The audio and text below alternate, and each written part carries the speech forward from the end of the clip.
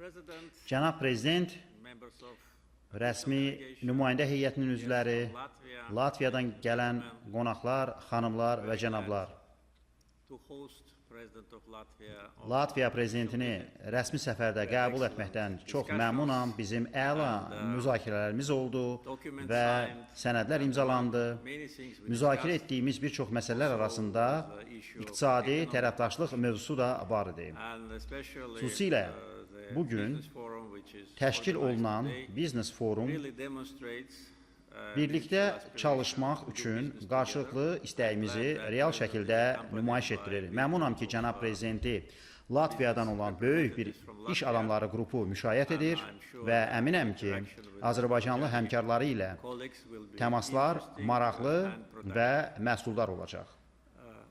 Əlbəttə ki, istənilən biznes fəaliyyətinin arxasında bir neçə faktor dayanır. İlk növbədə biznes qurduğunuz ölkədəki sabitlik, proqnozlaşdırılma imkanı, biznes və investisiya mühiti, həmçinin bağlantılar, ixrac bazarlarına çıxış imkanları və daxili bazarın həcmi kimi bir çox digər amillər. Biz Azərbaycanda ölkəni tamamilə neft və qazdan asılı olan bir dövlətdən öz iqtisadiyyatının şaxələndirilməsi prosesi ilə fəxr edə biləcək bir ölkəyə çevirmək üçün çox işlər gördük. Ümumi daxili məhsulun strukturuna nəzər salsaq, son 4-5 il ərzində sürətli artımın şahidi olaraq. ÜDM-də qeyri-neft sənayesinin payı 50%-dən 70%-dən artıqa qədər yüksəlib. Və bu proses davam edir. Bu isə o deməkdir ki, iqtisadiyyatın şaxələndirilməsi artıq bir reallıqdır. İndi biz ixracımızın şaxələndirilməsi üzərində fəal işləyirik. Baxmayaraq ki, bunu etmək çətin olacaq. Çünki Azərbaycanda təbii qaz hasilatı artır və artacaq. Hasil etdiyimiz qazın böyük hissəsi isə ixrac olunur. Beləliklə, qeyri-neft qaz sektoruna aid sənaye və iqtisadiyyat artan hasilat profili və beynəlxalq bazarlarda ilk növbədə Avropa bazarlarında artan tələbatla uzlaşmalıdır. İstər yerli, istərsə də xarici sərmayədarlar üçün maliyyə sabitliyi mühüm əhəmiyyət kəsb edir. Bu sahədə də yaxşı nailiyyətlər haqqında danışa bilərik. Maliyyə sistemimiz sabitdir.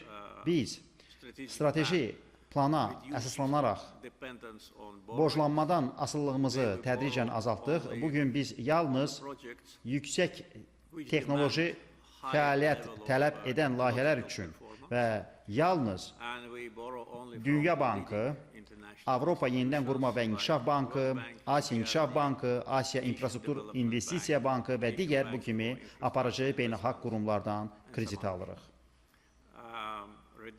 Xarici borcun azaldılması planının yerinə yetirildiyini düşünürəm.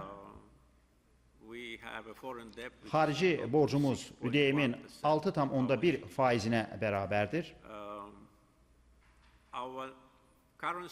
Valyuta və qızıl ehtiyatlarımız xarici borcumuzu 18 dəfədən çox üstələyir.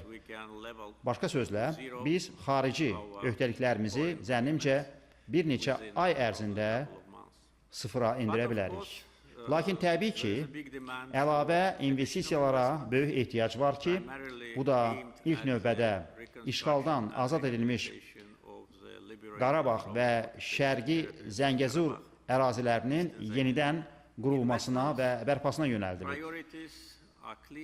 İnvestisiya prioritetləri aydındır. Biz bunu qismən artıq müzakirə etmişik və müzakirə etməyə davam edəcəyik. Həmçinin əminəm ki, Azərbaycanlı həmkarlar qonaqlara rəqəmlər barədə də məlumat veriblər. Son 20 il ərzində iqtisadiyyatımıza 350 milyard ABŞ dollarından çox investisiya qoyulub ki, bunun da təqribən yarısı 170 milyard ABŞ dolları xarici mənbələrdən gələn investisiyalardır. Beləliklə, investisiya üçün əlverişli mühitin yaradılması qarşımızda duran hədəflərdən biri idi və buna böyük mənada nail olunub. Planlarımıza gəlincə, biz Azərbaycanda və həmçinin xaricdə əsasən qonşu ölkələrdəki və Avropa İttifaqı zonasındakı enerji aktivlərinə investisiya qoymağa davam edirik. Bu, Avropa Komissiyası tərəfindən də dəstəklənir. Avropa Komissiyası ilə bir neçə əməkdaşlıq formatımız var ki, onlardan biri də enerji əməkdaşlığıdır. Avropa Komissiyası öz ictimai bəyanatlarında hər zaman Azərbaycanı enerji sahəsində etibarlı tərəfdaş adlandırır və bu enerji əməkdaşlığı böyüyür. Biz neft satışı ilə başladıq. İndi təbii qazı, elektrik enerjini, neft kimya məhsullarını ixrac edirik və yaşıl enerjini ixrac etməyi planlaşdırırıq. Portfelimizdə olan sərmayə sahələrindən biri də nəhəng, günəş və külək potensialına malik bərpa olunan enerji mənbələridir. Biz artıq böyük oyuncuların ciddi marağına səbəb olmuşuq. Bizim planımız hansı ki təkcə niyyət deyil, həm də imzalanmış hüquqi qüvvəyə malik müqavilələrə əsaslanır. 2032-ci ilə qədər 8 giqavatlıq günəş, külək və hidroenerji gücünə malik olmaqdır və bu tamamilə realdır. Biz elektrik enerjisi istehsalı üçün istifadə etdiyimiz təbii qazı böyük ölçüdə bərpa olunan enerji ilə əvəz edəcək. Bu isə hazırda beynəlxalq bazarlarda çox ehtiyac duyulan bir neçə milyard kubmetr qaza qənaət etməyimizə imkan verəcək. Bu qaza hər zaman ehtiyac olub, son bir neçə ildə ehtiyac artmışdır, son bir neçə ayda isə daha da artıq olub. Planımız istehsalı və mütləq şəkildə ixracı artırmaqdır. Bugün Avropa İttifaqının 10 üzvü Azərbaycandan təbii qaz alır. Ölkələrin ümumi sayı 16-dır və bu göstərici üzrə biz dünyada birinci yerdəyik. Biz ən böyük hasilatçı və ixracatçı deyilik. Bizdən daha böyük oyuncular var, lakin boru kəmərləri vasitəsilə qaz ixrac edən ölkələr arasında təchizat coğrafiyasına görə biz birinciyik. Avropa İttifaqına üzv olan bir çox ölkələr üçün Azərbaycan qazı və nefti onların enerji istehlakı portfelinin ən böyük hissəsini təşkil edir. Əsasən keçmişdə, indi və gələcəkdə diqqət yetirəcəyimiz digər sahə bağlantıdır. Burada coğrafiya investisiyalarımızla və Azərbaycanı açıq dənizə çıxışı olmayan ölkədən beynəlxalq nəqliyyat qovşağına çevrilməsi üçün uzun müddətli siyasətlə tamamlanır. Bu artıq baş verir və şərqdən qərbə və əks istiqamətdə, şimaldan cənuba və əks istiqamətdə nəqliyyat dəhlizləri artıq fəaliyyət göstərirlər. Azərbaycan ərazisində aparılan bütün tikinti işləri tamamlanmışdır. İndi gördüyümüz işlər isə müasirləşməyə, yeni fiziki infrastrukturun yaradılmasına, rəqəmsallaşdırılmaya, o cümlədən süni zəka tərəfindən yaradılan imkanlara, investisiyaların yatırılmasından ibarətdir ki, Azərbaycan üzərindən daşımalar bugünkü geosiyasi vəziyyətdə nəinki təkcə ən təhlükəsiz, lakin eyni zamanda daşıma haqları və zaman nöqteyi nəzərindən rəqabətli olsun. Burada investisiyalar üçün böyük imkanlar var. Çünki bugün Azərbaycan olmadan şərq və qərb arasında bağlantı problematikdir. Dediyim kimi, biz buraya çoxlu investisiyalar yatırmışıq və dost ölkələrlə, birbaşa qonşularımızla və qonşularımızın qonşuları ilə əməkdaşlıq edərək yüklər üçün təhlükəsiz və etibarlı nəqliyyat marşrutunu təmin edə bilmişik. Yeri gəlmişkən, Azərbaycan ərazisindən keçən yüklərin həcmi ildən ilə artır. Bugün biz əsasən ölkələrimiz arasında kənd təsərrüfatı sahəsində əməkdaşlıqla bağlı olan fürsətləri də müzakirə etdik və birgə İqtisadi Komissiyanın həmsədrlərinin hər ikisi kənd təsərrüfatı naziridir. Əlbəttə ki, əhalimizin 40%-dən çoxunun kənd yerlərində yaşadığını nəzərə alaraq bu məsələ bizim hökumətimiz üçün prioritetlərdən biri olmağa davam edəcək. Orada yaxşı infrastruktur yaradılıb və rayonlarda biznes imkanları var. Əlbəttə ki, onlar paytaxtda olan biznes imkanlarından fərqlidir. Buna görə də kənd təsərrüfatı, turizm,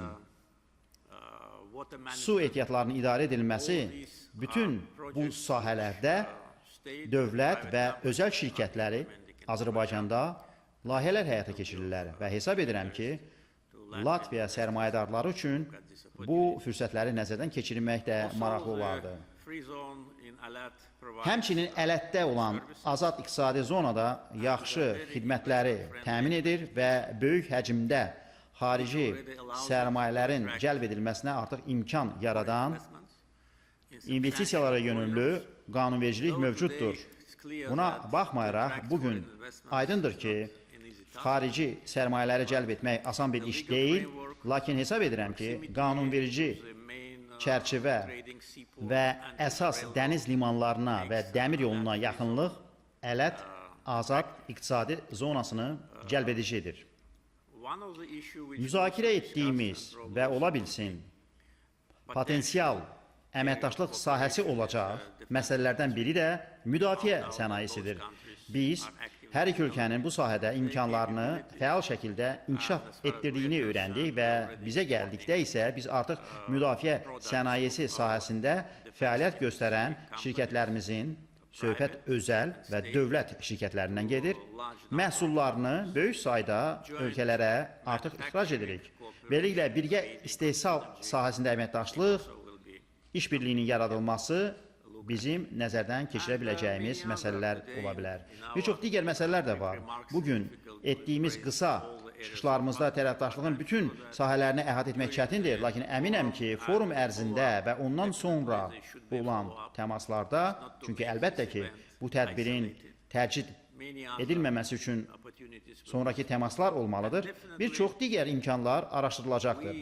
Sözsüz ki, biz bir ölkə olaraq və əminəm ki, biznes dairələrimiz də Latviyada sizin prioritet hesab etdiyiniz layihələrdə sərmayə imkanlarında maraqlıdır. Bugün müzakirə etdiyimiz kimi biz hər iki ölkənin uğurla əməkdaşlıq edə biləcəyi potensial layihələrin siyasını tərtib edə bilərik.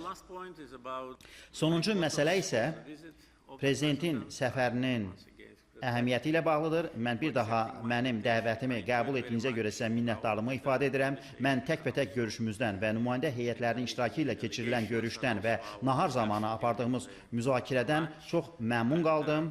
Bir daha təşəkkür edirəm. Sizə yaxşı vaxt keçirməyi arzu edirəm. Əminəm ki, bizim biznes nümayəndə heyətləri bütün müsbət tendensiyaları dəstəkləyəcəklər. Bir daha xoş gəlmisiniz.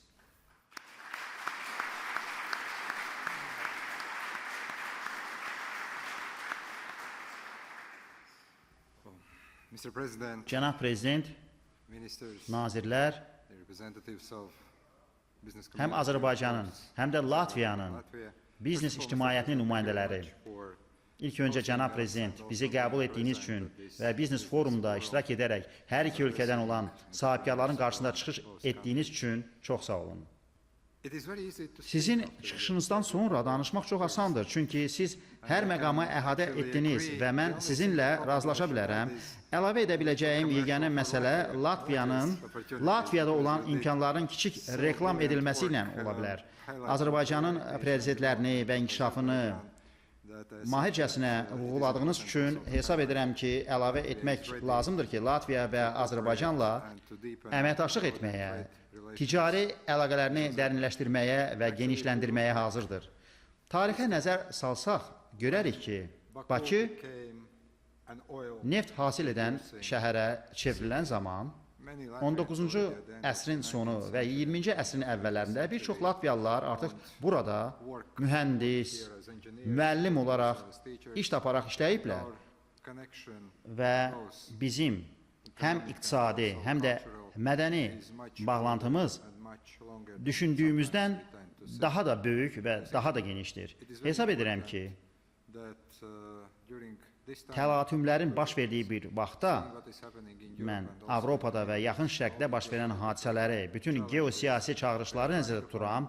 Biz yaxşı və etibar etdiyimiz tərəfdaşlarımızla yeni əməkdaşlıq yollarını tapmağa çalışırıq. Azərbaycan həmişə Latviya üçün Cənubi Qafqazda və əslində daha geniş regionda əsas ticarət tərəfdaşı olub.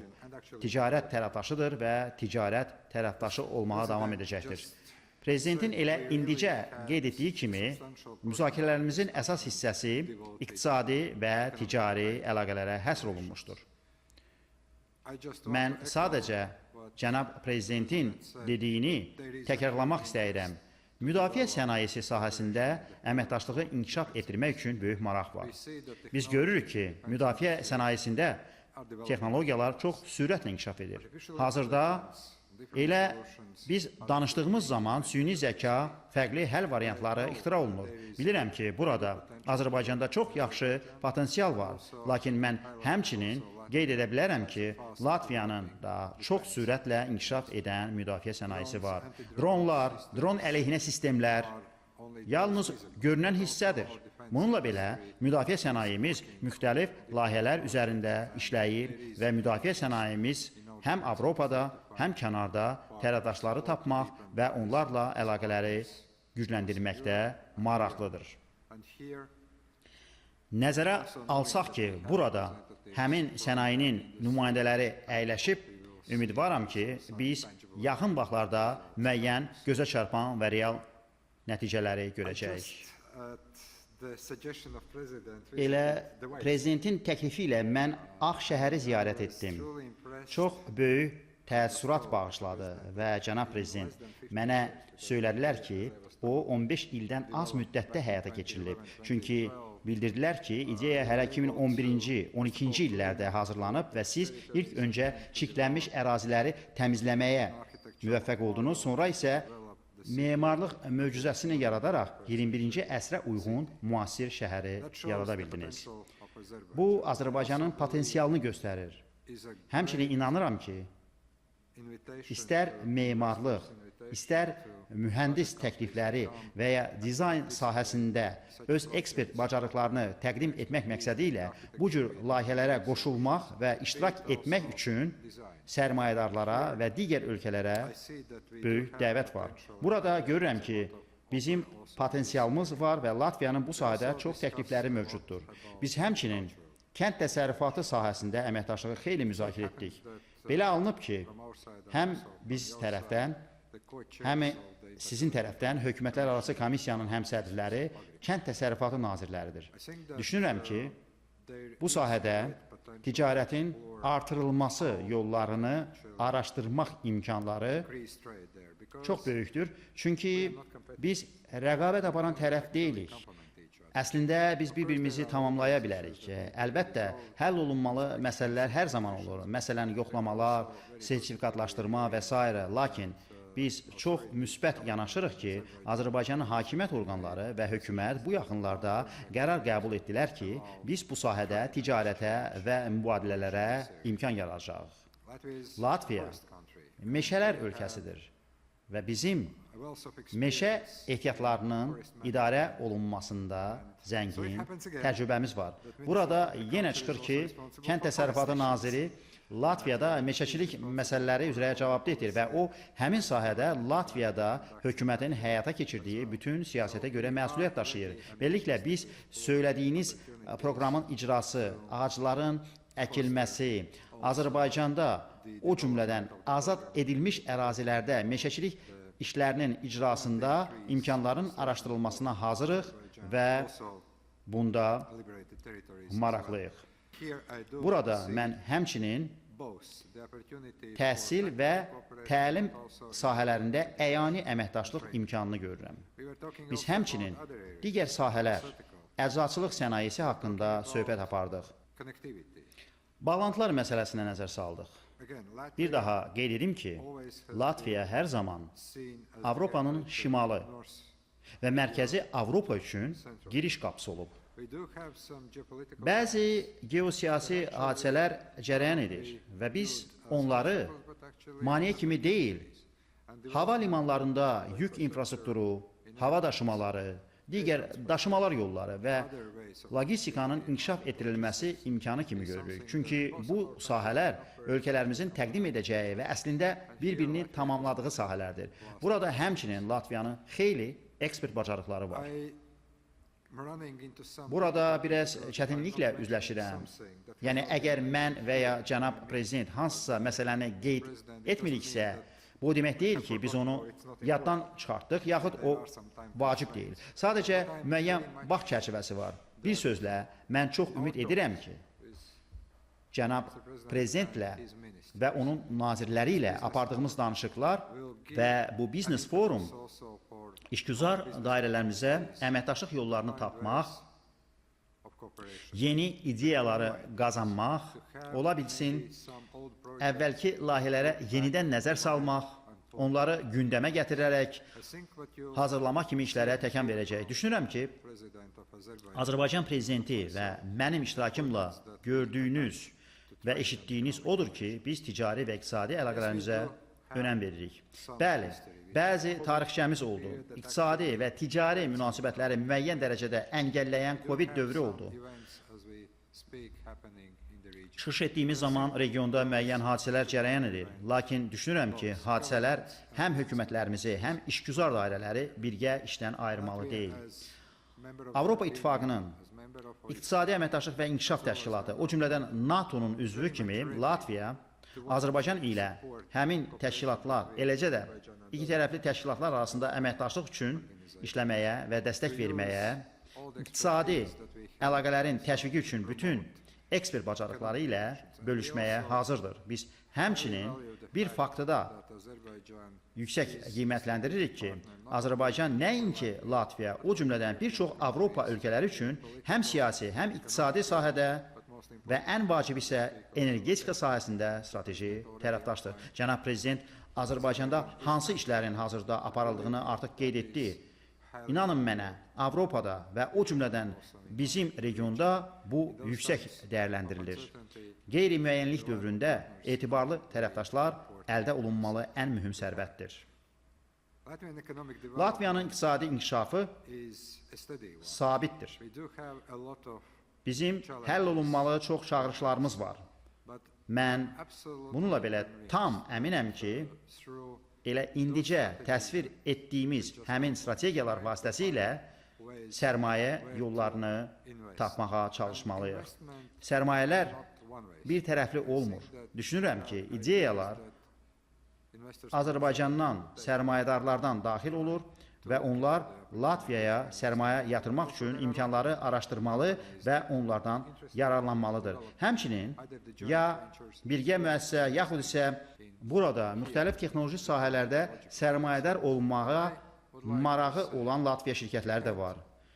Bir sözlə qeyd etmək istəyirəm ki, bizim əla siyasi müzakirələrimiz keçdi. Tam razıyam ki, burada müxtəlif məsələlərə aid çox yaxşı müzakirələrimiz oldu. Bilirsiniz, bundan kimsə mütləq yararlanmalıdır. Çünki cənab prezidentlə razılaşdığımız kimi müəyyən vaxtdan sonra görüşəcəyik. Mən həmçinin Azərbaycan prezidentini Latviya Respublikasına rəsmi səfərə dəvət etdim. Çox güman ki, səfər gələn il baş tutacaq. Beləliklə, hamımız, prezidentlər, hökumətlər və biznes icmasının növbəti görüşümüzə qədər təxminən bir il vaxtı var. Çox ümid edirəm ki, sonra Rigada görüşdüyümüz zaman biz nəinki bölüşməyə gözəl ideyalarımız, o cümlədən bu biznes forumdan sonra baxacağımız çox konkret nəticələrimiz olacaq. Bir sözlə, çox məhsuldar biznes forum arzu edirəm. Mən tədbirdə iştirakına Latviyaya və həmçinin ticari münasibətlərə çox müsbət münasibət bəslədiyinə görə Prezident Əliyevə şəxsən təşəkkürümü bildirirəm. Mən sizinlə işimizi davam etdirməyi səmimiyyətlə arzulayıram, belə də davam etməlidir. Çox sağ olun.